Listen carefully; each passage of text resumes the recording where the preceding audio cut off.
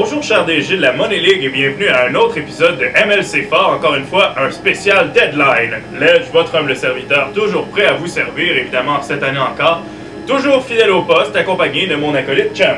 Salut Ledge! Salut Champ, comment ça va? Ça va super bien. Toujours prêt à nous analyser notre Deadline cette année? Écoute, j'ai travaillé fort, j'ai fait de longues heures au bureau, mais je suis arrivé avec quelque chose de solide. Alors, en cette saison 6, qu'est-ce que tu peux nous apprendre? Mais Ledge, tu sais que dans la ligue de seconde main qu'on appelle la Ligue nationale, Oui, tu sais, oui, cette ligue qu'on regarde quelques fois, là, Ouais, à l'occasion. à l'occasion seulement, là, rien à comparer à la Money League. Non. Tu sais que dans cette ligue-là, on fait souvent des plaintes. Les partisans, bon, le peu de partisans qu'il y a, font souvent des plaintes par rapport à qu'il n'y a pas assez d'échanges durant la saison. On dit souvent que les échanges sont durant l'été ou à la date limite des transactions. Comparativement, dans la Money League, combien de joueurs, tu penses, de joueurs, là je te parle de joueurs d'impact, ont été échangés cette année, et ça du jour 1, la première partie de la saison régulière, à aujourd'hui? Ben, c'est sûr que dans la saison 6, ça a été marqué par beaucoup de changements. Là. Honnêtement, dans la Money League, ça a vraiment beaucoup bougé cette année. Je me risquerais à dire environ une douzaine de gros noms qui ont changé. Mais là, je me sens comme dans une pub commerciale, là, je te dis, mais non, pas 12, 20 joueurs échangés! 20 joueurs d'impact. 20 joueurs d'impact, c'est quand même pas rien. Écoute, je te donne la liste des noms, parce que je ne sais pas par cœur, là, je les ai écrits quand même, je suis pas à ce point bon. Marianne Ossa, Marianne Gaborik, Danny Hitley, Steven Stamkos, Zach Bogosian, Pavel Datsyuk, Jeff Carter, Brian Little, David Krejci, Ryan Miller, tu le sais, Ryan Kessler, Patrick Elias, Brian Campbell, Brendan Morrow, Daniel Brière, Ryan Smith, Scott Hartnell, Milan Lucic, ça a fait beaucoup jaser, hein, tu sais, Alex Burrows et John Tavares. C'est quand même des gros noms, des joueurs d'impact pour un club, c'est des gros morceaux. On peut le dire. J'ai remarqué qu'il y a quand même très peu de gardiens de but. Là. Il y a Ryan Miller qui a bougé, mais à part ça, les gardiens de but d'impact demeurent bien souvent avec le club. On comprend la raison, évidemment. Mais y en a-tu des gardiens numéro 1 qui sont disponibles dans la Ligue nationale, dans la Money League? Pas la Ligue nationale, voyons. Cette ligue-là, on n'a rien à faire. Hein, ben non. Bon. J'ai fait le tour. Évidemment, les gardiens de but de franchise, actuellement, là, il y en a.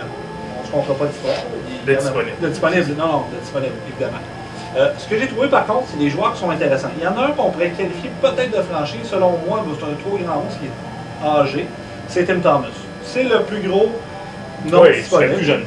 35-36 ans. Dans son cas, signé 4 ans, 1 million par année, ce qui est vraiment attrayant. Belle aubaine. Il a été signé juste avant qu'il coûte son plein contrat. Donc, c'est vraiment un avantage pour le directeur gérant qui voudra aller chercher à ce moment-là. Mais il faut être franc, comme je te dis, il y a Tim Thomas, mais je ne peux pas bâtir ton équipe sur Tim Thomas. Plus maintenant. Ben, à vrai dire, quand il était jeune, il était pas bon. Oui, effectivement. East Coast. Puis, Exactement. Disons que du poulet Saint-Hubert, il en a mangé pas mal. Oui, puis il n'était pas toujours chaud. Non, pas vraiment. Dans les noms intéressants, un nom qu'il y a 5 ans, même il y a 3 ans, on aurait pu dire gardien de but de franchise, Rick DiPietro. Montréal a fait savoir qu'il était disponible.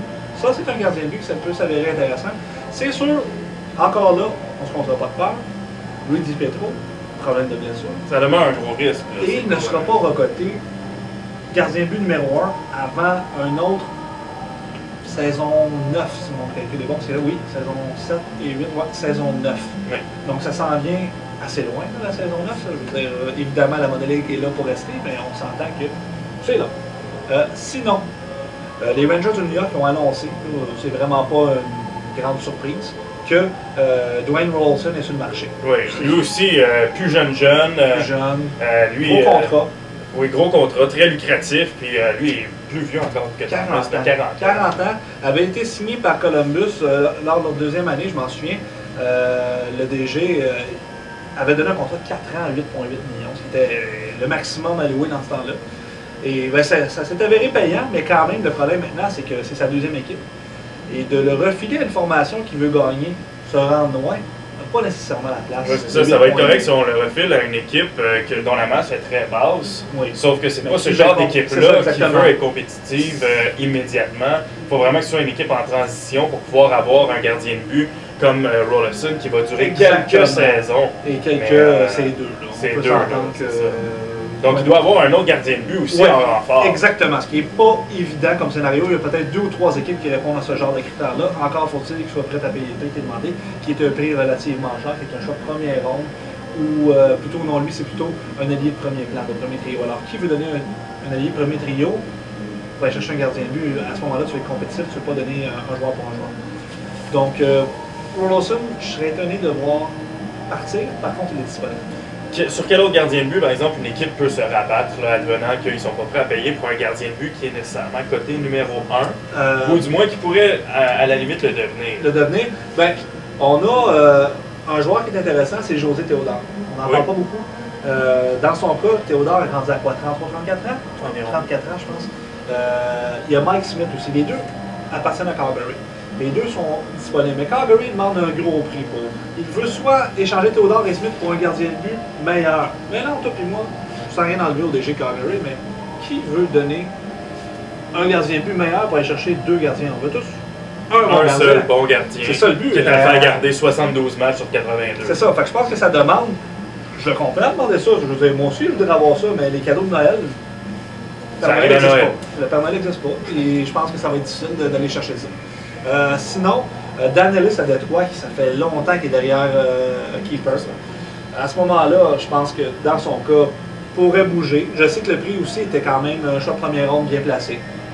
C'est sûr qu'Ellis a connu quand même une belle année, de bons moments. C'est un peu plus difficile pour lui dernièrement. Oui. Est-ce que c'était un feu de paille ou reviendra-t-il le gardien de but qu'il a été jadis? On sait que dans la Ligue nationale, c'est soit Ellis ou Riney qui va rester, parce que les deux sont agents libres avec restriction, sauf non, agent libre point. Agent libre. À ce moment-là, évidemment, on ajoute une équipe à petit budget. On n'aura pas le choix de bouger. Et ce qui m'amène à parler aussi, j'ai parlé d'Ellis, Pekka Riney aussi est disponible à Tampa Bay. Lui aussi demande relativement beaucoup des jeunes et prospects. Il ne demande pas de joueurs établis par contre, à ce que, selon mes sources. Donc ça serait une équipe en reconstruction. Là, oui, exactement. Et pour finir, on a Marty Turcot qui pourrait être disponible, mais moi je pense pour... ça m'étonnerait que Toronto échange Marty Turcot, mais ça pourrait être disponible parce que lui, il y a Turcot et Christophe Alluet comme gardien de but numéro 1. Et on a le blessé Kari Lehtonen à Los Angeles qui pourrait encore une fois être disponible contre un joueur, un choix, quelque chose comme ça, parce que lui a Craig Anderson qui l'a fait très bien au Canada. Alors à ce moment-là, il peut échanger Kari Lehtonen. Est-ce qu'il y en aurait d'autres des gardiens de but ou t'as pas mal? Non, c'est vraiment la liste, alors ça me donne 2, 3, 4, 5, 6, 7, 8, 9 gardiens de but, ton numéro préféré, 9 gardiens de but. Quand même, 9 gardiens de but qui seraient disponibles dans la Ligue nationale. On a bien sûr hâte de voir comment ça va se dérouler aux alentours de la date limite des transactions. On part à une petite pause publicitaire. Juste après, on a une entrevue avec le directeur général des Blue Jackets qui vient tout juste de faire l'acquisition de John Tavares. Restez là.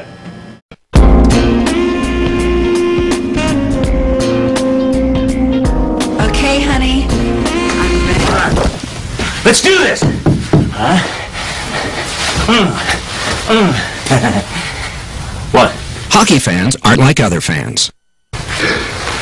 You said fantasy.